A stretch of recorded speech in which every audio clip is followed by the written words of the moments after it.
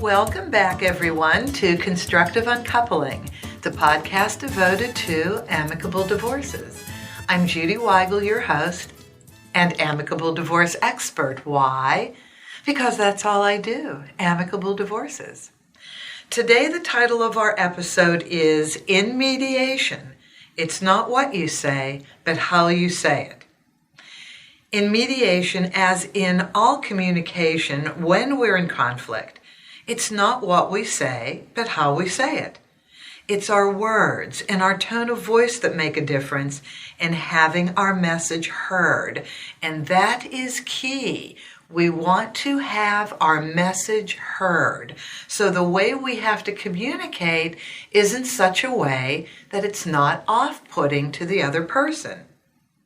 Mediation is not an opportunity to hurt each other in front of a third person in a formal setting, the mediator in a mediation. But this is how some people want to use divorce mediation. Why?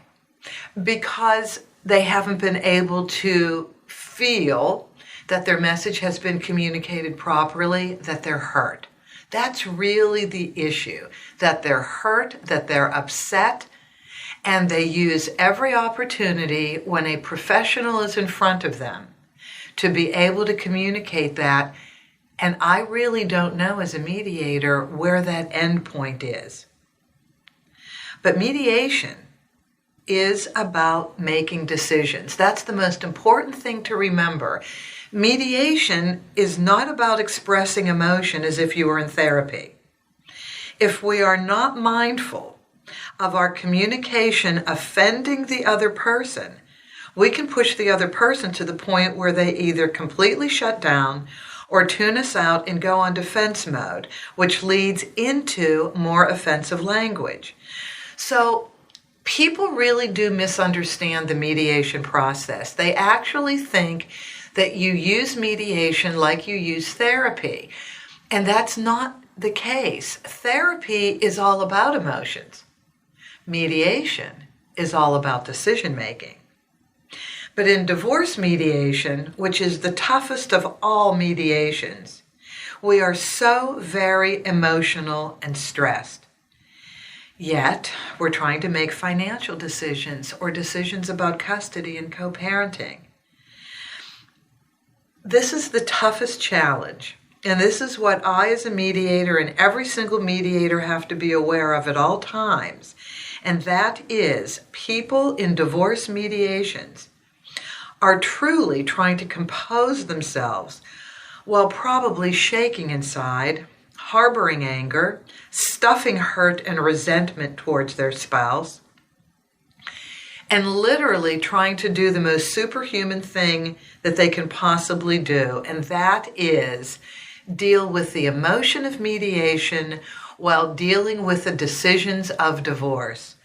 I cannot imagine. Well, yes, I can, because I was divorced, but it was the easiest divorce of all. And my divorce, I was sad for a year going through my divorce.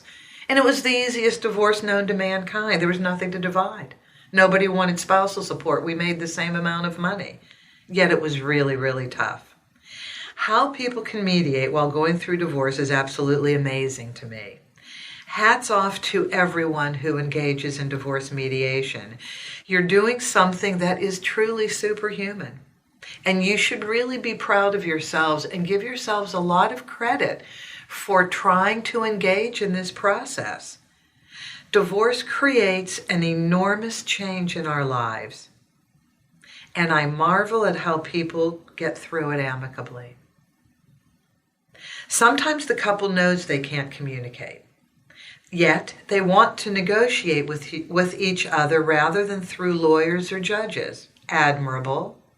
In these cases, we either put the couple in different rooms or conduct what we call telephone mediation with one spouse at a time.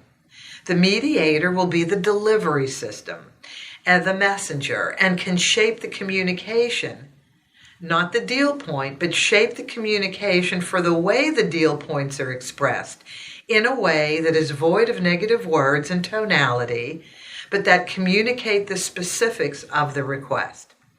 So I've worked with several couples who absolutely knew they could not talk to one another, yet they wanted to mediate. They wanted to be responsible for their own decision making. They knew, like everybody knows, you can go to lawyers or you can go to trial, and either the lawyers will help make decisions or the judge will make decisions for you. But when people want to mediate, yet know they can't sit in the same room, I will bend over backwards for them, as I am sure every mediator would.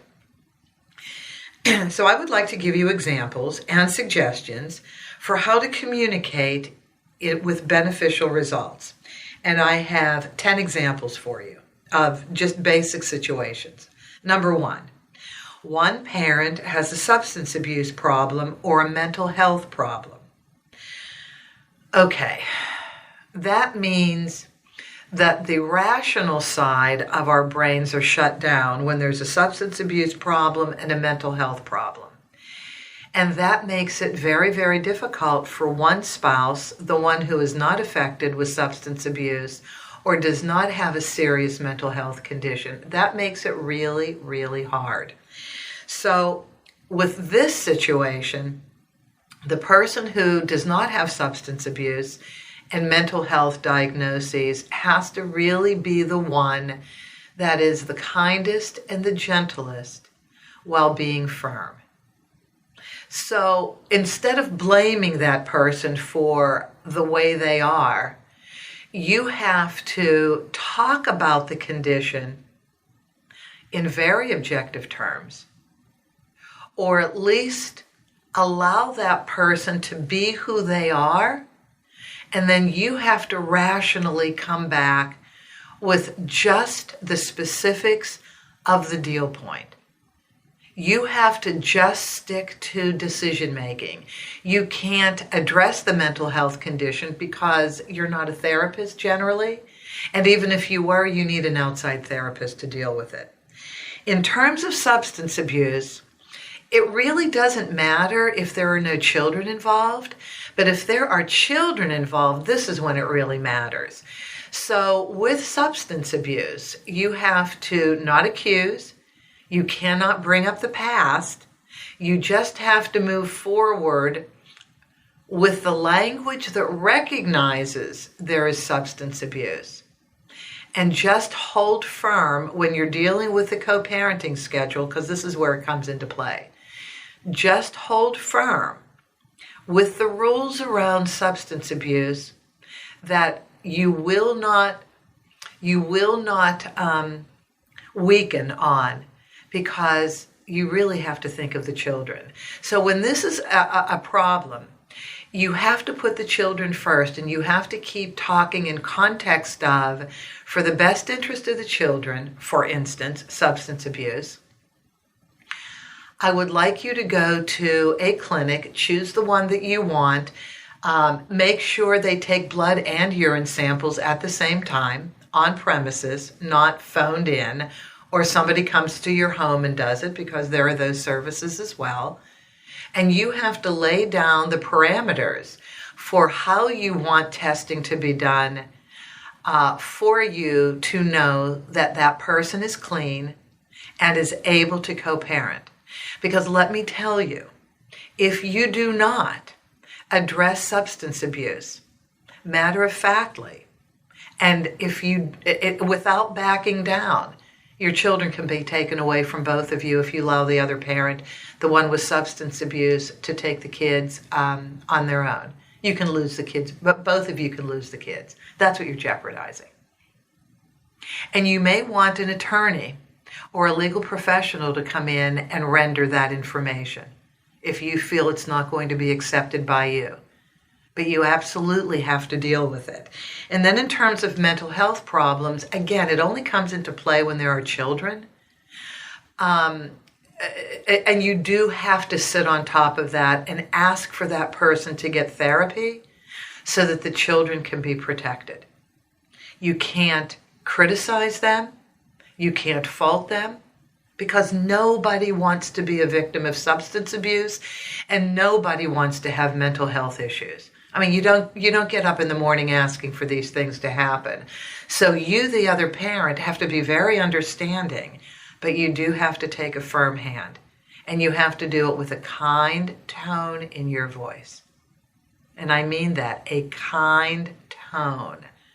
You cannot be accusatory and you cannot be mean-spirited. That's not going to work for you.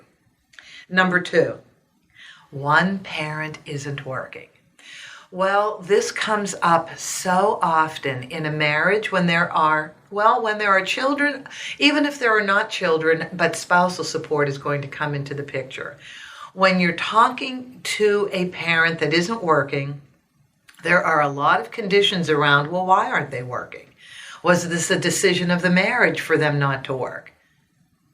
Let's just say it was a decision of the marriage and there are children, and the decision was that you, typically the mother, will stay home, raise the kids, I'm making enough money, and I can provide for the family. But now you're getting divorced. You can't forget that happened.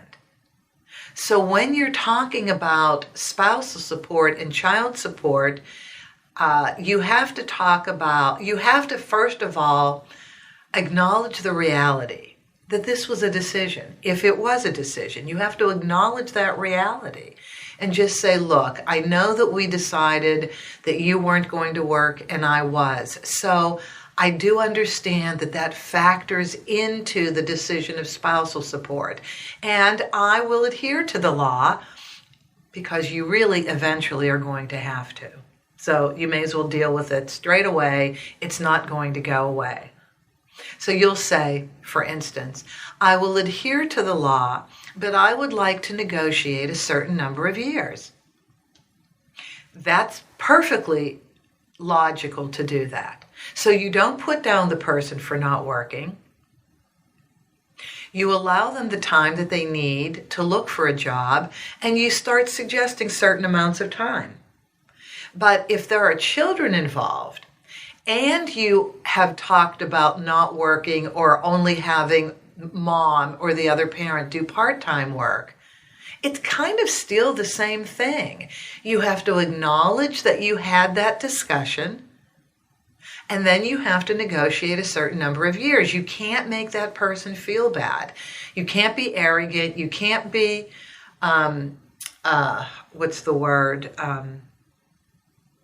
not disingenuous. You can't downplay it. You can't pretend it never happened.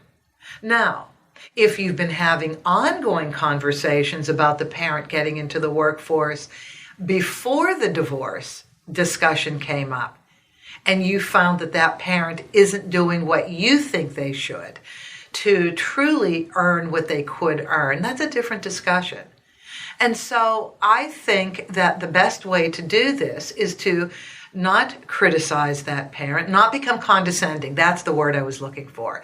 Not to become condescending, because that's not going to work. This is a mediation. You have to have the other person's participation in the discussion. So not to be condescending, maybe be encouraging. I think you have amazing skills and talents. I think you're a brilliant person. I really respect who you are as an intellectual person, as a multi-talented person. I would like nothing more than for you to flourish even beyond what I am making for a living, if that's even possible. Build the person up, make them feel good, because maybe they need confidence to go out and work. So recognize that you may have to be a little bit supportive still in giving that person the confidence and the incentive to go out and work. And again, talk about a limitation on the number of years.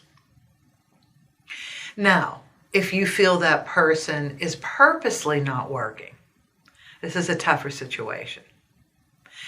So if you feel the other spouse is purposely not going out and looking for work because you make so much money that it's easy for them not to, let's run the Disso Master. Let's show what the spousal and child support would be If this is a marriage over 10 years where it's kind of open-ended. If it's a marriage under 10 years, it's not open-ended. Spousal support is available half the length of the marriage. It's kind of you'll find this on the internet. So know that that's a ceiling unto itself, and maybe you simply have to bite the bullet and just deal with the ceiling, half the length of the marriage, and stuff the anger. Move on, especially if there are children involved and you're really looking at the best interest of the children and you don't want the parent who is maybe spending more time with the children to be disparaging about you.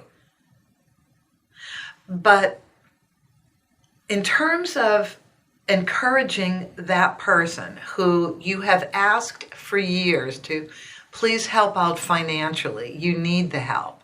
If that person isn't going to do it, look at what the law will do. Look at how the law will support a short-term negotiation, or just suggest, look, I feel that I've been patient. I have been asking and hoping that you would be working and making more money than you are now. Great that you're home with the kids more, but we really needed the help. That's why I was asking you. We needed the financial help. And so I'm asking you now, would you consider another type of job so that you can more fully participate beyond child and spousal support? But there's the area of miscellaneous costs for the children that most people don't know about, but they're living it. There's a lot of costs for children over and above food, shelter, and clothing. And in order for that lower income spouse to be able to participate and pay their fair share, which is what the court lays out, be as kind as you can, because the law is going to prevail. At a certain point, the law is going to prevail. And if you have to go to court, if you have to hire attorneys, the law will prevail. But before you spend that kind of money or enter that arena of court hearings and trials, see if you can't, as the spouse paying spousal and child support, see if you can't be a little more supportive and engaging in encouraging your spouse to find employment that pays more money. And this is an interesting situation, but I find a lot of women will get jobs at the schools where their children go to because they can get tuition at a lower rate, they can be there for their children, and that really does speak boatloads. So in those cases, look to see if your kids need that. Let's look at the kids first, see if they need that. If they don't, or if the finances are more important to providing for lifestyle and quality of life, then you merely have to have a matter-of-fact conversation about money. Without blame, just a matter-of-fact conversation about money. Number 3, and this is something that is still fairly new in the divorce environment, but I haven't seen a situation yet where it hasn't become a very emotional situation, and that is when the wife out-earns the husband and the husband is requesting spousal support. The wife is a caged animal, screaming and yelling, kicking and biting and wanting to get out of that legal cage where spousal support is not gender specific, it's income specific. So if you have a very short-term marriage and the wife out-earns the husband, well, it's less of a time that the wife would be asked to pay spousal support. And so maybe instead of saying to your husband, which is so typical, how could you want money from me? Doesn't that emasculate you? How could you as a man want to take money from me as a woman? Yet, you as a woman, and I'm a woman saying this, you as a woman, I as a woman, any woman wants to certainly earn as much as men. But with that, we have to be responsible for the law that supports the higher wage earner paying spousal support in a divorce. You can't get away from it. Now, more importantly, you're in a long-term marriage. like 15 to 20 to 25 years. And you as a woman have always out-earned the man. Well, let's look at why. Is it because you as a woman are in a field that simply pays exponentially more money than the field your husband is in? Yet the field your husband is pays just fine. And it's a much needed field. It's an important field. It's a field that has a lot of respect attached to it, like education. Education doesn't pay as much as some other things. So what if you are in that situation where husband has always worked, never an issue working? They've just made less money because of the field they're in, and they like the field they're in. They're helpful in the field they're in. They have passion for it. You, on the other hand, have chosen a different route, and the route you've chosen, wife, has the ability to have more money attached to it, and the increases are more. So you were fine during the marriage, or maybe that kind of started eating away at you, I don't know. But you're not going to get away from it. If push comes to shove, you are going to pay spousal support, so please just eliminate the emasculating conversation because it's not going to work in your favor. Rather, negotiate what spousal support will be. So there's this thing called the Disomaster that starts the conversation for spousal and child support, but we're talking about spousal support. So you don't have to pick numbers out of the air. We can supply you with what that guideline number is based on your financial statements. Now you start from there. What do you think about this number? Is it not such a bad number? Who cares? You're fine paying it. You may not like to pay it, but okay, you'll pay it. Or is this number so high that it leaves you breathless because the disparity in your incomes are so different? Well, your husband has been used to a certain standard of living, and so there's the marital standard of living that I want you to see attorneys for. I want them to discuss the marital standard of living at its fullest explanation so you'll understand, and then somehow negotiate with it. But don't make your husband feel badly because they're not going to budge then. Then they have to defend themselves, and you don't want that. Number 4. One parent, typically mom, doesn't want to co-share parenting with overnight time with the other parent because the children are small. Okay, so this is interesting because there are 2 routes mom will take. Mom will talk about how dad has never really participated in anything in the house and has never really taken care of the children and therefore does not deserve time with the children or has earned time with the children or cannot learn to take care of the children on his own. That's where I've seen mothers go. Now, they will truly believe in something that I'm going to say, and that is they will have read books on therapy, therapists writing books, and there'll be the attachment form of therapy where kids must be attached to their mother primarily until they're a certain age, and then they can be with dad in a divorce or when there's 2 households. Well, that's fine, and maybe that's true. I'm not going to, in this podcast episode, argue that point. We're going to let therapists talk about that, which I have in previous podcasts, and we will again. But you're talking about law. So when you're mediating, you have to understand the law and how the law works in assigning co-parenting time if you have to use a judge ultimately for that. And then you separately have to look at dad. So why has dad not spent enough time, in your opinion, with the children? Is it because dad was out working? And in order to earn a great living for the family and support the family, they just worked really long hours? Or is it because dad, when at home, kind of went into a pattern of mom still takes care of the kids, I earn a living, so I'm not going to change diapers, I'm not going to feed them, I'm not going to tell them bedtime stories. I mean, you really have to look at why you feel dad's role, or have observed dad's role, hasn't been as hands-on as you would like it to be.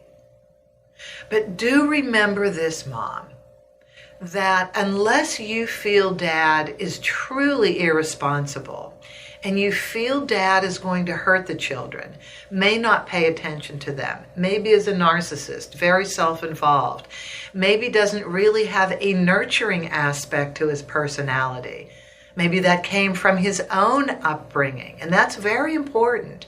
Look at how your husband's upbringing was, and if his dad was distant, maybe this is why he's distant.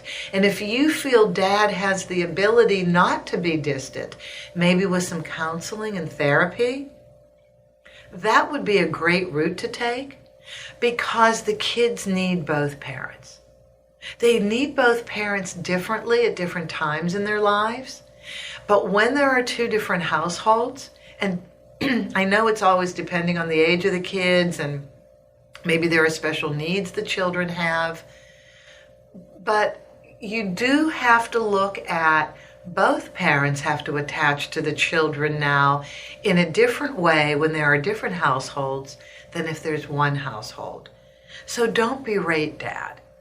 Don't just stick with the attachment form of child rearing, or if you're breastfeeding, I need to be there for this reason. I mean, you can bring up your fears, bring up your concerns. If there's nutritional issues, your children have allergies. If there's medication the children have to take, hopefully you're on the same page, of medical treatment, and believe that medication is needed. So there are all these other components. They have to be discussed. And they have to be discussed maybe by bringing in other professionals than the mediator, so that you can both learn together. And this would be a great route to take. You can just say to dad, well, let's learn together. Let's bring in some other professionals that can help me not be fearful as a mom, not only over not being with my children every single day, but dealing with maybe some of these issues that we don't agree on. Let's bring in a professional so that they can work with both of us. And then we can come back to mediation and give our mediator our decisions. So you can make it a cooperative project to gather information together so that the children can have the best opportunities to grow with each parent as much as possible. Number 5, one spouse believes the other is hiding income. Okay, this is really hard. This is really, really hard. So I would say before you even enter the mediation, or during the mediation, if you weren't able to discuss this and be heard before the mediation, what you can do is really talk about it. Just say, look, I do believe that you're not declaring all of your income. This is after the disclosure forms are exchanged. And one of the disclosure forms is the financial statement. So once the disclosure forms are exchanged and you feel that the other person has not put down their full income, and maybe it's because they work in cash, maybe it's because you feel they've done some fancy footwork with their accountants and CPAs, which I hope that hasn't happened. Accountants and CPAs have licenses. You really should spend some time just in a consulting capacity with a forensic accountant, and they can talk to you more about how to deal with a spouse that makes a lot of cash and doesn't declare it. And you also have to be talked to by a legal professional and a forensic accountant, but especially a legal professional, about how have your tax returns been filed? Have you signed off on tax returns knowing that money has not been declared? That's a whole different situation. Now, you are equally responsible for hiding cash.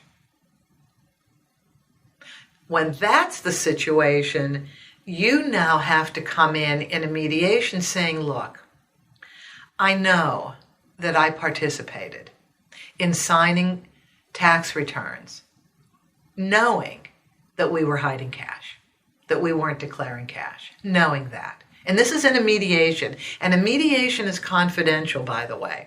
Mediators are not reporters, meaning mediators are not obligated to report to the IRS anything they hear in the mediation. Now, therapists are reporters. Therapists have to report things that they find harmful about that one spouse is declaring.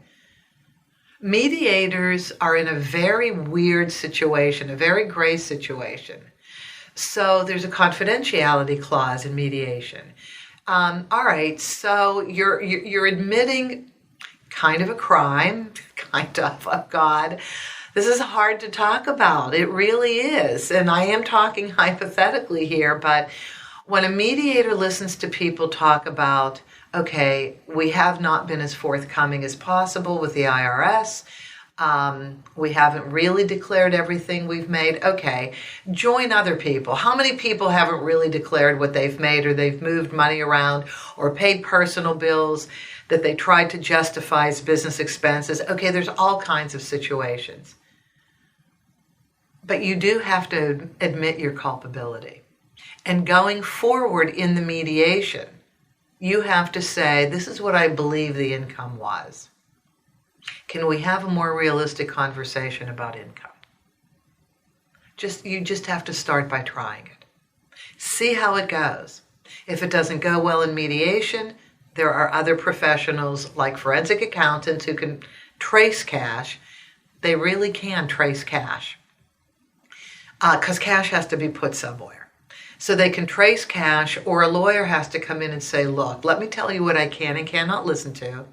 That being said, let's look at how to deal with the situation of cash and spousal and or child support. Number 6, you're the spouse being berated. What do you do in a mediation when you're just being flooded with anger? First of all, don't take it. Don't yell back, but don't take it. Just say, once the yelling is done, let the yelling continue. Just let it go.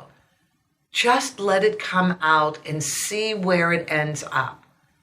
And then you can say, I want to engage in a mediation with you, but I don't want you to yell at me. This is where we make decisions. I need to focus on decisions. And if that doesn't stop the anger and the onslaught of offensive language, ask the mediator to separate you if the mediator hasn't done it already. Now, let me tell you how tough that is for a mediator. I find this to be so difficult. I don't know when it's going to end. I don't know if this is just a one-time outburst and the party had to just get it off their chest and that's it. I don't really know. I kind of have to test the waters a little bit and see where it goes. But if I see it continuing, and I've had to learn this. When I see it continuing, then I say, okay, let's just separate. Or if it starts with anger, and this happened in a mediation to me a couple weeks ago, the venom coming out of one of the spouses at the very onset of the mediation. I was so frightened by the way the person looked. I was so concerned that this person was going to spin out of control. I just said immediately, all right, separating. Come on. We've got to get something done in this mediation. I'm going to put you in 2 different rooms. I'm going to go back and forth and I'm going to mediate that way. But we're not going to get anything done. And I'm so sorry, but let's calm this down because we are here to make decisions. And that's the only way to deal with it. But you can't let the berating go on. And if you're with a mediator who doesn't separate, just say, please, we need 2 different rooms. Number 7, you're the angry spouse. Okay, if you're the angry spouse, you probably are going to demean your other spouse to the point where you're going to negotiate against your own best interest. You're going to pummel them. You're going to use the mediation for all of the anger that you felt you didn't get out before the mediation, and you probably did. You're going to use the mediation like a therapy session. And you're going to pummel and pummel and pummel. You're going to bring up the past. You're going to be condescending. You're going to be passive aggressive to the point where if your spouse, and I've had this happen several times, if your spouse wants to generously give you more than they have to, maybe they feel guilty. Maybe you're right about being angry. Maybe there was a series of affairs. That's the biggest issue. Maybe there was a series of affairs, or there was the affair you never knew about. This person is prominent in the relationship. It's been going on for a while. You're humiliated, and it's just going to take a while for you to work through it. Don't use the mediation for it. Go to therapy, work through it, and then come back to the mediation when you're able to not use that emotional hurt as a backdrop to the negotiation, because it doesn't work. I have seen too many times where one spouse was willing to give more to the other spouse just so the other spouse would calm down, would feel good. Maybe it's to clear guilt, and the other spouse just wasn't accepting the financial graciousness and just couldn't let go of that bone of anger. I've seen that amount of generosity just fly out the window, and then the other spouse wants to, the non-angry spouse just said, all right, let's just stick to law. And you, the angry spouse, lose all the additional benefit and money and position you were just given. And sometimes when the angry spouse is so angry, they can't even see that they've just blown all the money they were given. And maybe the money doesn't mean anything. Maybe what they're looking for is an apology. Maybe what they're looking for is in front of somebody like a mediator for the spouse who was the offending party, so to speak. If that's really the biggest reason why the divorce is taking place, maybe what you're listening for is an apology. And if you're not getting it, why don't you say it? Why don't you say, look, all I'm looking for is an apology. I feel awful. I feel humiliated. I never thought this would happen to me. Is there anything that you can say that would make me feel better? Now, I know this isn't a therapy session, but apologies absolutely in mediation turn a mediation around. I've seen it happen so many different times. So even though it's not therapy, we do work with the emotions of people to a certain extent. An apology is like gold. If you can apologize to the other spouse, you have really advanced the negotiation and the mediation. And number 8, if you're the recipient of the other spouse's anger, and you're also the offending party that caused the divorce, what I just said holds true. Apologize. Just apologize. Ask them to say, look, I know you're angry. I know that you're trying to express yourself. And I know I've offended you, and I'm so very sorry. I'm so, so very sorry. Is there any way in this mediation I can show you how sorry I am? Try doing that. Number 9, you're mediating with a narcissist. Okay, this is the hardest of all, because a narcissist cannot feel empathy. A narcissist cannot see how the other party feels. They just don't have that gene. And you're not going to change them. So don't demean them. Look for compromises. Look for a compromise that you know will help the narcissist, where you're not giving everything away and really compromising yourself in the process. But you have to find out, you know this person intimately more than the mediator. You know what will satisfy this person.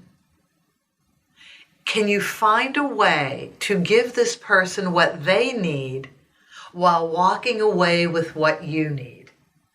So let's just say you're working on a co-parenting plan with a narcissist. And I did do an episode on co-parenting with a narcissist. So let's just say you're trying to define rules of the road, so to speak, when you're putting the co-parenting schedule together and you're dealing with a narcissist. You'll have to say, all right, so let's just look at pickup time and drop-off time.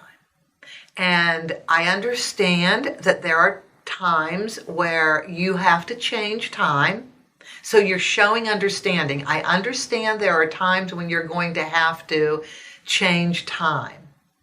And I'm willing to be flexible to a certain extent, but I have to also be able to function within that immediate change of time, because sometimes it doesn't happen till day of, because you have to respond to a change in schedule in present time. So what we will do is accommodate time late up to a certain point, and then we may have to move on and do something else. We're not going to be angry at you. We're not going to fault you. We do understand that your schedule does change. And so this is also important. You don't want to blame. So with the narcissist, you can't fault, you can't blame. You want them to feel good because they need to feel like they're in control. So you have to allow them to feel like they're in control while not giving up total control yourself. A very delicate balance. You are walking a tightrope of decision making. And so you have to say, in regards to the drop-off, here's my schedule. So if I can be here for the drop-off with a little extra time, either before or after the drop-off, I'm fine. And I'm so sorry for the parent who's not the narcissist. You married a narcissist, and now you're divorcing a narcissist, and you're co-parenting with a narcissist. And you do have to be flexible until the kids are no longer minors. And you know that there is a shelf life to this relationship. When the kids are no longer minors, you don't have to deal with this any longer. While the children are minors, you simply have to. And you just have to recognize reality and do your best with compromise while not blaming and not accusing, not offending, not blaming. Because narcissists don't work well in that environment. So number 10, one spouse thinks that by using language that distance themselves from the other spouse, that this will shield and protect them. So using language that sets up a wall or a barrier at the onset of the mediation. So here's an example, and it's happened in 2 different mediations. In one mediation, there was a small child, like 1 or 2 years old. So there was a lot of time for child support. And the mediation started with the payor, the higher earning spouse, saying to the other spouse, I'm actually going to cut down the time I'm working because I'm exhausted. I'm going to cut down the time I'm working because I'm exhausted. You have a 2-year-old. How do you think that is going to be perceived by the other spouse? And if you ever went into a court of law, what do you think the judge is going to say? When you have children, both parents are expected to work as much as they can. Both parents. Maybe the parent who hasn't been working, who's going to receive child support, even though there's an equal division of time, maybe that parent needs to have a little time to get up and running. So you need to, so that person is going to have to do that. And while that's going on, the payor cannot cut down their time. It won't work. And so don't even go there. It's pointless to go there. Here's another thing I heard a parent say. This was a post-divorce mediation. I really am more focused on the family I have than on you. Yes, I actually heard these words come out of the person's mouth. And this is not a bad person saying this, by the way. It really ended up that this person became very generous with post-judgment spousal support. But we had to deal with that comment at the outset. So I asked for the room alone, and I said, let me just repeat back your words to you. I am now the one I am the higher wage earner. We have been married, and now we're in a mediation to extend spousal support. And I'm saying to you, I really don't care about you. I'm here, but I don't care about you. I care about the family that I have now, and I want this over as soon as possible. How does this make you feel? He got it. He actually did get it. He said, okay. And he said it because he was afraid. He was afraid of where the mediation was going to go. He was afraid of what he would be responsible for or be asked for. And in the ultimate analysis, he really stepped up to the plate. He really gave a lot. But here's what I said to him. I said, look, can you apologize to her? When we bring her in the room, can you apologize and say, I didn't really mean to hurt your feelings. I really didn't mean to tell you you had no significance in my life. I was just afraid and concerned. And he said, yes, I can do that. And he did it, and the mediation proceeded on. With the gentleman who said he wasn't going to work, I asked for the room alone, and I said, look, you can't just open up a mediation with, I'm not going to work as much, because you're expected to keep working. I'm so sorry, switch careers.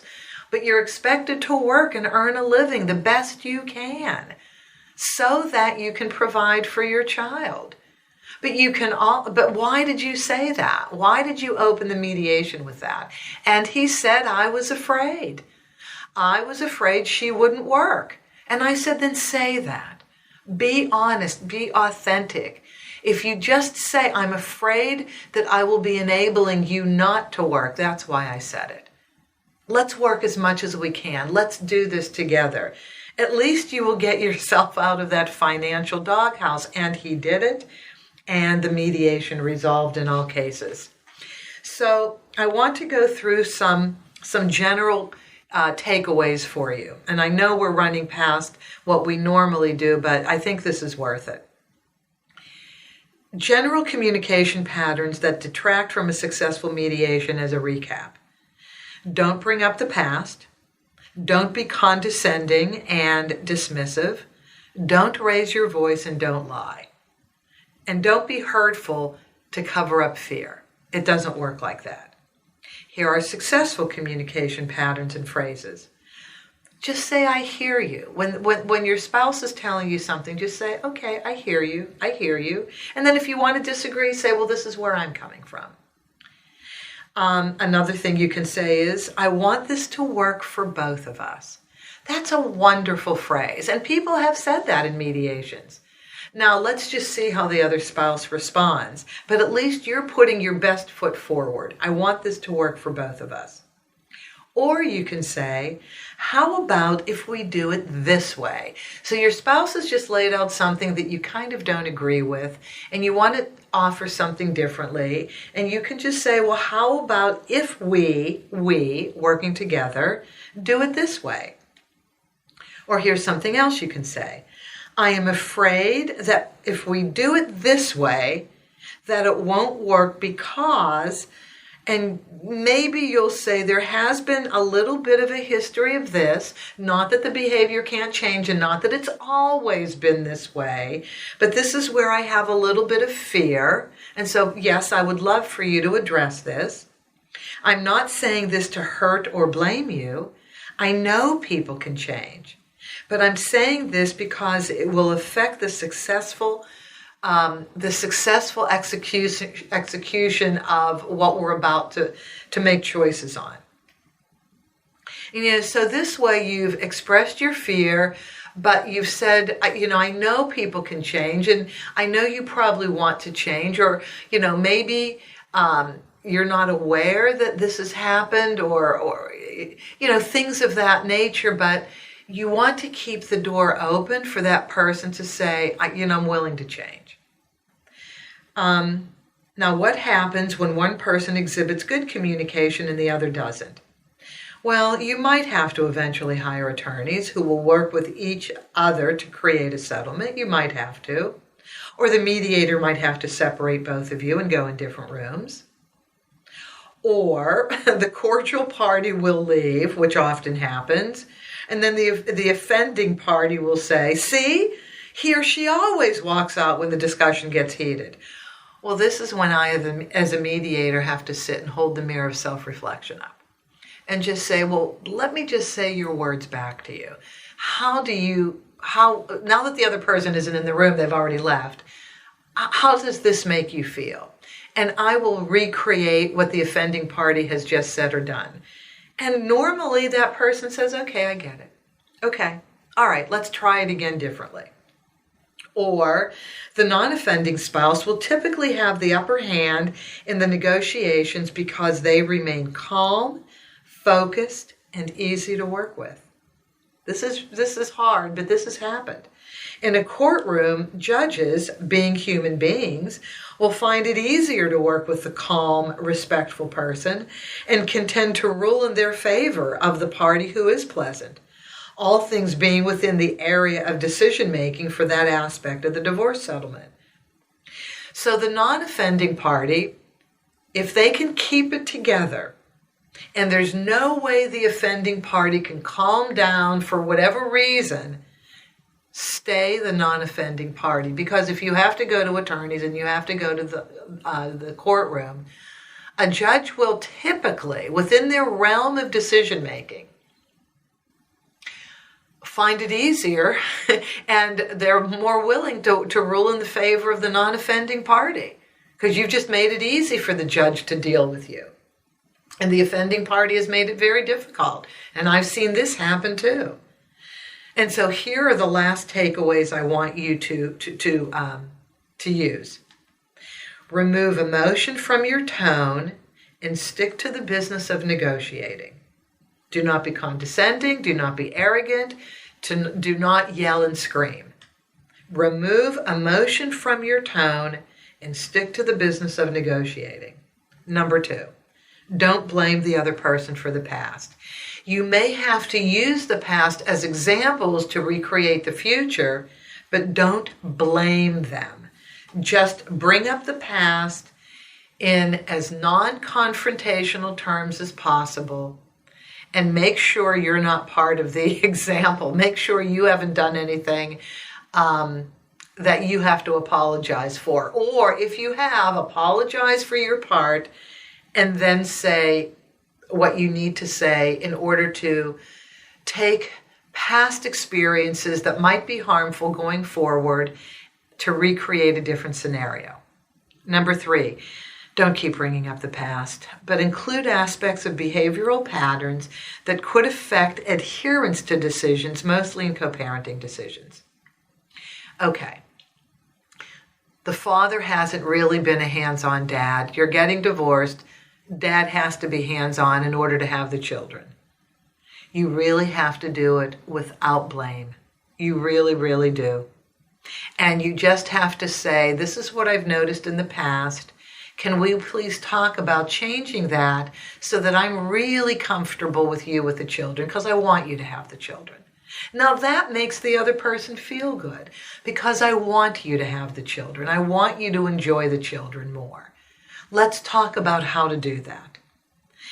Number 4, don't use a condescending tone of voice. It never works. It never works. It never works. And a lot of times people don't even understand that they're condescending. They really don't. And when that happens, I as a mediator will say, can I just change the way you said this so the other person can hear it differently? And that helps. Number 5, don't act superior. Don't tell your spouse, for instance, that he or she never understood money or never understood child rearing. Doesn't work. You have to make decisions without blame and without making your spouse feel badly. They're going to have to understand money if they haven't already, and they're going to have to deal with it on their own. If you're worried about giving them spousal or child support, that they'll fritter it away, they'll figure it out. They'll figure out how not to once they live on their own. And once the divorce takes place, you're not in charge of how they use money. So don't act superior about money or anything. Child rearing, they're going to have to figure it out on their own, and they will. Number 6, don't raise your voice. Don't ever raise your voice. The other spouse may cave to your demands while sitting in the mediation, but it won't stick once you both walk out the door. It really doesn't. So if you have a mediator that's not separating you and letting one spouse pound the other spouse, I've seen the spouse who has to take it or feels they have to take it say, okay, but those decisions don't stick. So you really have to work on, if you're prone to getting upset and raising your voice, you really have to practice. Before you go into mediation, practice saying what you need to say. And maybe practice it on somebody else and ask how that other person feels listening to you. I think that would be great to practice role-playing, because raising your voice never works. And number 7, and don't threaten court or use the fear that goes with hiring attorneys. Court is there, it's not leaving, it's a building, it's going to stay there, and it's there to help you. Court is there to make decisions when you can't make them on your own. And attorneys are there to help make decisions and help negotiate for you when you can't do it on your own. Don't threaten attorneys, use them. It's smart to use attorneys. Use them for legal advice. Use them to understand the law.